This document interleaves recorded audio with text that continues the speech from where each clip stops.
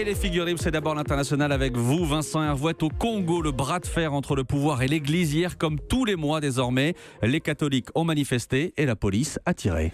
Alors c'est une histoire qui dérangera tous ceux qui veulent cantonner la religion à la sphère privée. Ça se passe donc au Congo, cet état baleine qui est planté comme un estomac au milieu de l'Afrique. Il y a deux constances au Congo. D'abord, c'est un scandale géologique, le sous-sol est prodigieusement riche, et puis c'est aussi un scandale politique de Mobutu à Kabila, père et fils.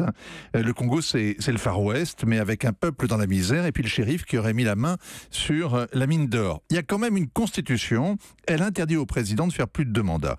Quand son 2e mandat s'est terminé, en décembre 2016, Joseph Kabila a gagné du temps. L'Église a servi de médiateur avec l'opposition, la conférence des évêques a négocié un compromis, des élections dans 1 an, le président qui reste en place pendant la période de transition, et ce qui devait arriver est arrivé, la transition s'éternise, au bout d'1 an, les élections ont été reportées d'1 an de plus. Et c'est à ce moment que l'Église est passée du rôle de médiateur à celui d'acteur. Oui, pas tout à fait, parce qu'à la veille du réveillon, pour l'anniversaire de cet accord de dupes, le comité laïque de coordination de l'archevêché de Kinshasa a appelé à des marches pour l'alternance. Le régime a envoyé ses gros bras, ils ont encerclé les paroisses, interrompu les messes, pillé les troncs, et face aux manifestants qui brandissaient leur chapelet, eh bien, ils ont tiré.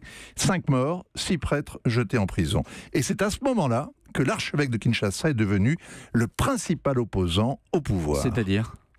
Il a dit « Il est temps que la vérité l'emporte sur le mensonge systématique, que les médiocres dégagent, que règne la paix et la justice. » Alors le dernier dimanche de janvier, il a béni une nouvelle manifestation, de nouveau des fidèles qui brandissent leur chapelet face aux soldats qui tirent. Le bilan est monté à 15 morts.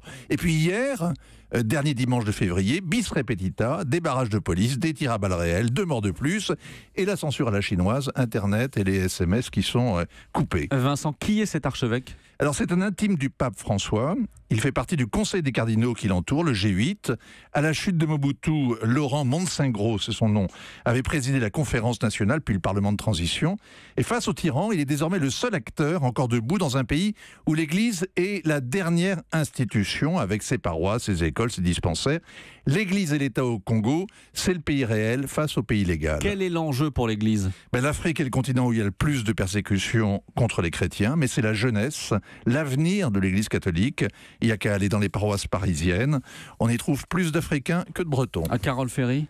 Écoutez, Vincent, moi je me demandais quand même, la France et le Congo, il y a des liens historiques. Comment on peut expliquer ce silence radio de la France sur des massacres comme cela ? C'est vrai que la France est très discrète sur le Congo. On n'a jamais colonisé le Congo. C'était un territoire qui appartenait personnellement au roi des Belges.